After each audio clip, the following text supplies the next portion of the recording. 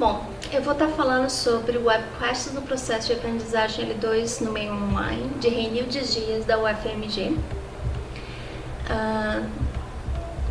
Na verdade, trata-se de um capítulo de um livro, no qual ela apresenta inicialmente questões como noção de conhecimento compartilhado, quando os alunos aprendem melhor juntos, questão do empréstimo, no qual o aluno precisa de um par mais competente. Isso tudo dentro da teoria sociocultural de Vygotsky, onde o aprendizado, na verdade, é fruto de uma interação social e cultural situada em situação de comunicação, de contexto de comunicação entre os indivíduos. Vygotsky também apresenta dois níveis de desenvolvimento da aprendizagem da criança. O real, aquilo que ela sabe fazer sozinha, e o potencial, aquele que ela precisa de ajuda de um par mais competente.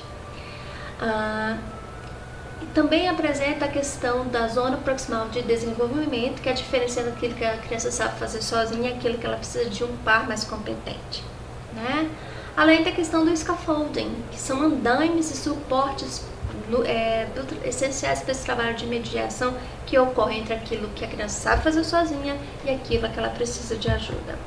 Tudo isso dentro de um contexto de educação formal.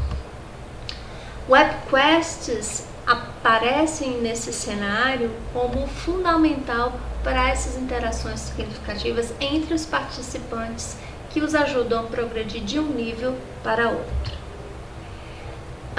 A seguir, ela comenta sobre a estrutura do capítulo, como ela vai apresentar todos os itens e as questões. Então, a autora coloca a WebQuest como um artefato tecnológico que promove o desenvolvimento da reflexão crítica, da co-construção do conhecimento, reflexão do que foi aprendido. E tudo isso pode ser levado depois para a vida acadêmica e vida pessoal. Na verdade, trata-se de um ambiente em que os grupos trabalham em conjunto, Os alunos trabalham em conjunto para resolver uma situação, problema. E os criadores são Burn Dodd e Tom Mart, que realizaram isso em 2009. Trata-se, inicialmente não se trata especificamente de um recurso para o ensino de língua estrangeira, porém, ele serve para esse propósito, porque permite vivências significativas de pesquisa online na língua estrangeira, além dos andaimes, que ela chama de scaffold, para apoiar o trabalho colaborativo online. Então, o que são esses? O que é uma WebQuest? É um ambiente virtual de aprendizagem colaborativa, onde os alunos vão desenvolver projetos de pesquisas usando o web e seus recursos. Qual é o objetivo desses projetos? É uma busca de informação sobre determinados temas e assuntos, com base em fontes recomendadas, já listadas na própria WebQuest, que são links que viram certo tipo de scaffolding oferecido, de andaime de suporte para o aluno solucionar aquela tarefa, aquele problema. A tarefa, nesse sentido, ela é autêntica e motiva a participação dos alunos, que têm um objetivo comum para a aprendizagem e que gera uma co-construção do conhecimento, por meio de relações significativas. O sucesso da tarefa depende da colaboração de todos, do envolvimento de todos os participantes. Além disso, o WebQuest propicia o desenvolvimento de múltiplas inteligências, sobretudo as intra e interpessoais, justamente para essa questão do trabalho em grupo, e oferece uma mediação por meio de interações significativas, onde todos os envolvidos, com pares mais experientes ajudando os menos experientes, que contribuem para o progresso do aluno, além de desenvolver autonomia, onde o aluno está gerenciando sua própria aprendizagem, bem como sendo responsável pela aprendizagem do colega. Inicialmente, o WebQuests eram roteiros de pesquisas para o aluno ficar perdido no mar de informações que a web oferece, oferecendo estruturas, links para ele fazer essa busca, essa pesquisa, que são considerados o scaffolding, gerando uma co-construção do conhecimento.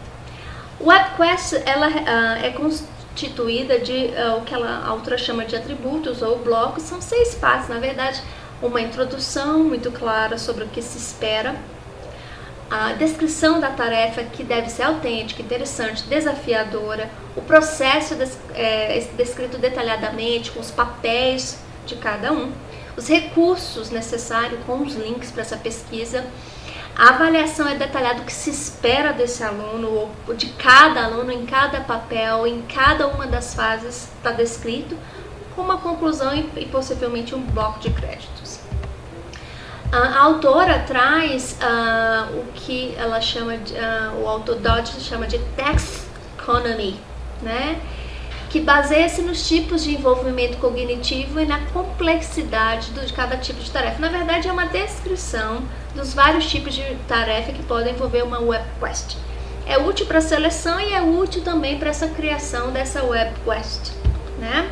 E ela detalha cada tipo em pormenores, dá exemplos. Quais são os benefícios pedagógicos de uma web quest? Né? Autenticidade, vivências significativas, o desenvolvimento da competência comunicativa no idioma estrangeiro, tanto por questões de leitura, de escrita, como de negociação. Né? A tarefa perde uma corresponsabilidade, né, da pessoa que está executando, ela é desafiadora. Oferece estruturas de suporte com os links, né, em cada fase, né, além de serem de fontes autênticas de informação, né, usando o cyberespaço como um suporte principal. Então, os alunos precisam conversar durante essa pesquisa, né? Vão fazer essa pesquisa, precisam conversar e relacionar esse conteúdo que eles acham, além de uso de gêneros textuais diferenciados, sobretudo os digitais, que desenvolve o letramento digital dos alunos. Além disso, né, existe a questão das múltiplas inteligências, envolve pesquisa autêntica, trabalha assim nos 3 domínios do processo de aprendizagem colocados por Bloom, como cognitivo, afetivo e psicomotor. Favorece o desenvolvimento das inteligências múltiplas, as inteligências sociais, não só as cognitivas, mas a intra e a intrapessoal sobretudo. É a visão da aprendizagem como uma prática social, e o próprio PCN prevê que a língua acontece no discurso como uma prática social, né? Além disso, a WebQuest contempla as teorias socioculturais, bem como 3 tipos de mediações colocadas por Lantoff, que é a mediação social, a automediação e a mediação feita por artefatos, tais como linguagem, portfólio e os recursos tecnológicos. Com relação à leitura e produção de texto, tem que ter uma clareza sobre o que escrever, para quem, existe um propósito nessa escrita, então não é somente uma tarefa escolar, né? Então reflete uma situação autêntica, de produção autêntica. Os alunos têm que ler essas fontes, né, de pesquisa recomendada nesses links. Os textos são autênticos, de gêneros diferentes, né, sobretudo os digitais. Existe um objetivo claro para a leitura e para a produção do texto, né, com essas estruturas de suporte, o scaffolding, que são os links já oferecidos. Os alunos escrevem em pares, né, e existe o caráter recursivo. Escreve-se, reescreve-se, conversa-se, dialoga, tanto com o professor quanto com os colegas. A leitura e a produção de texto passa a ter um aspecto cíclico, né? Existe uma geração de ideias, leitura, planejamento, escreve-se, reescreve-se até chegar à versão final. Nesse aspecto, a produção textual ela aparece como uma prática social, né? Muito parecido com o que a gente faz no dia a dia, né? Além de incorporar recursos digitais diversos, como áudio, som, imagem, cores, movimento. O que a WebQuest oferece é uma multiplicidade de ações educativas. Então, assim, não se aprende linearmente, né? Existem várias tarefas, várias coisas acontecendo ao mesmo tempo, né?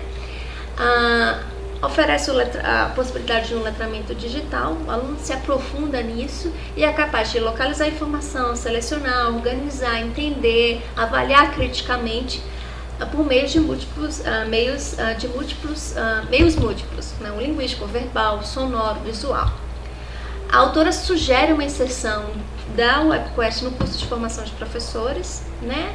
E chama atenção para o aspecto da interdisciplinariedade, na questão que envolve várias questões. Então, uma WebQuest pode envolver, além de língua, outros temas também. A língua passa a ser, assim, um meio e não um fim, né? Existe uma co-construção do conhecimento de maneira interdisciplinar, no qual a língua estrangeira é utilizada para comunicação. Os alunos aprendem, né, sem perceber que estão se apropriando, mais parecido com a aquisição do que a aprendizagem sobre a língua. Na verdade, são ambientes reais, autênticos e relevantes para o desenvolvimento da competência comunicativa, principalmente leitura e produção textual, né? E ela sugere que, ultimamente existe uma demanda por uma produção mais para o contexto brasileiro, porque as webcasts geralmente são americanas ou de outros países. Espero que vocês tenham gostado, aguardo o feedback.